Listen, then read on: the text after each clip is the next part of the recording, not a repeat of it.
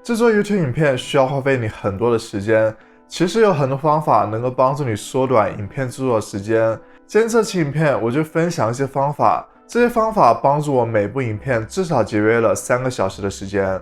Hello， 大家好，欢迎回到频道，我是 Grayson。每周我在这里分享社交媒体、网络创业以及个人品牌打造内容。如果你也感兴趣这些内容，欢迎订阅我频道和旁边的小铃铛打开，就能够接收到最新的影片通知了。在社交平台上发布内容 ，YouTube 是需要你花费最多的时间的，因为通常一部影片为10分钟甚至更多。以我作为例子，我制作 YouTube 影片需要有很多的步骤，我会从话题调研开始，写影片脚本、录制影片、剪辑影片、上字幕、制作缩图、上传影片、影片优化，还有其他社交平台推广。经过这么多的步骤，一部 YouTube 影片才算是真正的完成。我相信有很多人的步骤都跟我一样，甚至比我更多，所以这就要求我们能够充分的利用我们的时间。在我刚开始做 YouTube 影片的时候，我可以说是浪费了非常多的时间。如果是以前的我，是没有办法保证每周更新3部影片的。所以今天这期影片，我就会分享一些实用的方法，来提高你制作影片的速度，让你有更多的时间去经营你的网络事业，去制作更多的 YouTube 影片，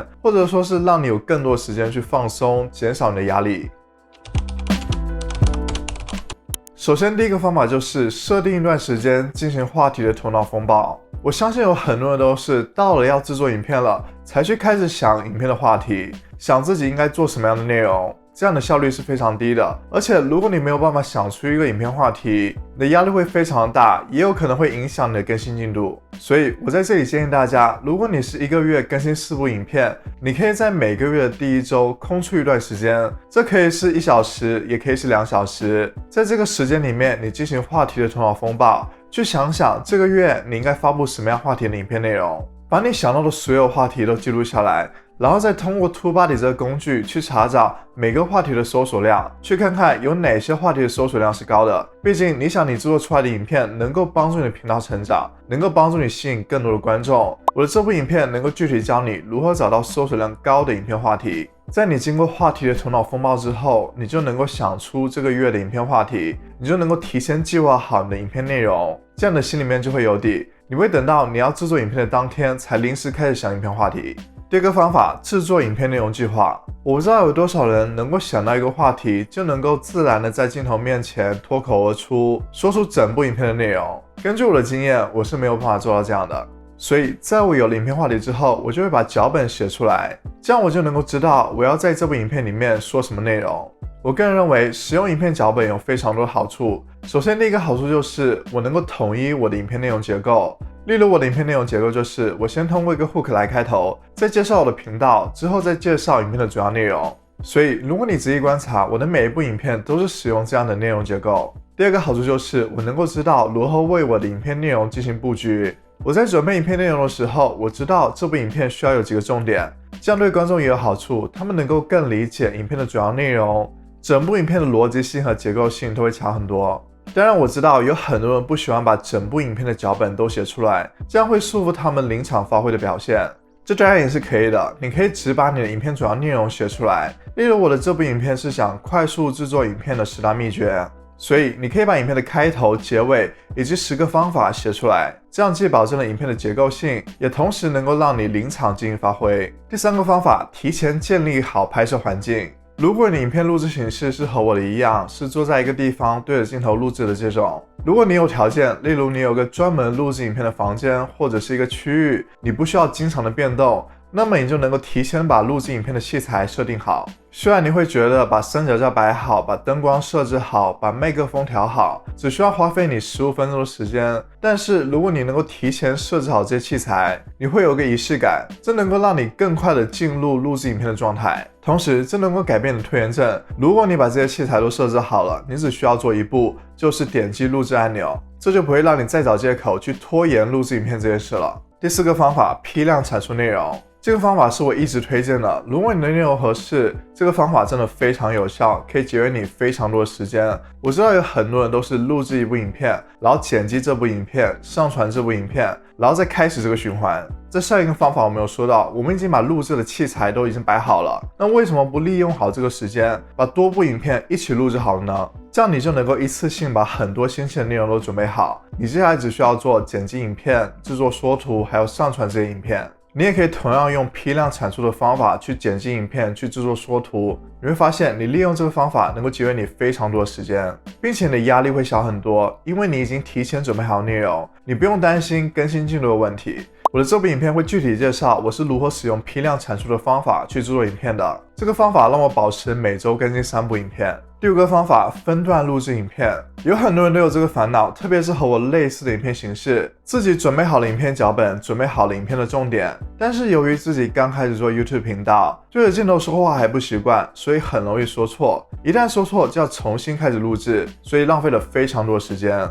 说错是非常正常的，那些拍了几百部影片的 YouTuber 还是会不停的说错。这里介绍一下我使用的方法，因为我准备好了脚本，所以可以把我的脚本导入到我 iPad 里面，然后放到我的旁边。所谓的分段录制就是，如果我要录制一个段落，这个段落里面有9句话，我就可以把它分成3个小段，一个小段为3句话，这样我就能够看一下我的脚本，说出这3句话，然后再看一下我的脚本，再说出下一个3句话。通过这个方法，你就不需要一口气把所有的内容都说出来，你只需要在之后剪辑影片的时候，把中间的这些停顿剪除掉就可以了。另外，由于你每次只录制3句话，所以在你说错的时候，你也不需要重新开始录制，你只需要重新录制这3句话就可以了。当你出错的时候，你可以停下来几秒钟，然后再说出这3句话。当你频繁的在这个地方出错的时候，你可以停下来，深呼吸，稳定你的情绪，然后再开始说这3句话。第6个方法就是整理常用的素材。很多人都会在影片里面使用相同的素材，那么你就能够统一的把这些素材整理起来进行分类，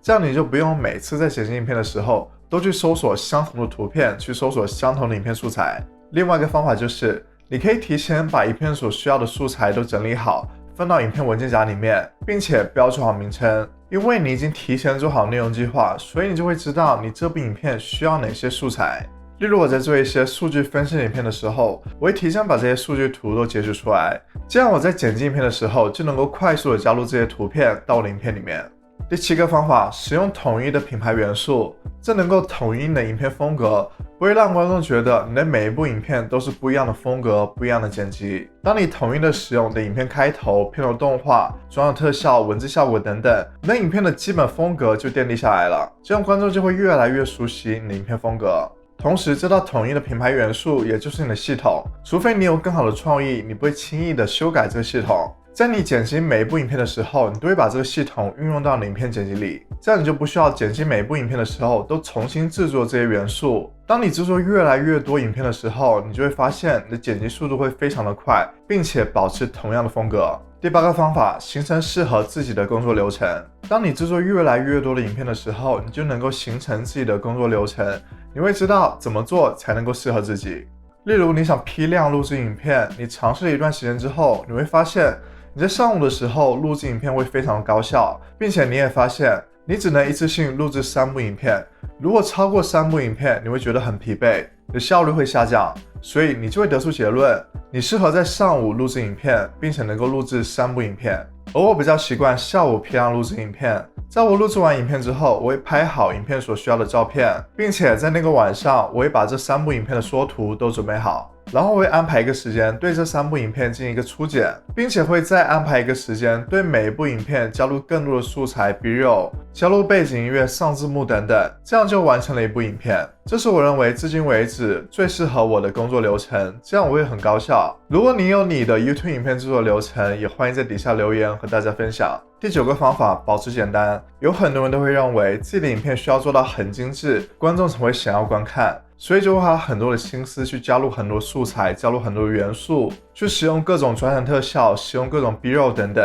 同时也会花很多时间去研究拍摄什么样的 B 肉，哪个角度的 B 肉更好。适当的在影片里面加入这些元素，能够给影片加分，提升影片的质量。但是如果你把影片做得过于复杂，不仅不能够提升观众的观看体验，同时也会让你花费更多的时间去制作一部影片。只要你的影片有提供价值，并且观众能够感受到这个价值，观众就愿意观看你的影片。有时候你可以去做一些试验，你把那些没有用的元素去除掉，去看看观众的反应。有时候复杂不一定是好事，往往简单的剪辑更容易传递价值。第10个方法，使用字幕生成工具。很多人都想在影片里面加入字幕，但是如果你还在手动的为影片加入字幕，那就太浪费时间了。这里我推荐大家一个工具，叫网易键外，它是一个免费的工具。你只需要把你的音频文件导出来，然后上传到网易键外，不出2分钟，它就能够解释出一行一行的字幕。当然，它并不能够保证解释出来的字幕就一定正确，所以你需要手动的去修改一些字幕，通常会花1个小时左右的时间去修改这些字幕，但是它已经大大的节省了我很多时间。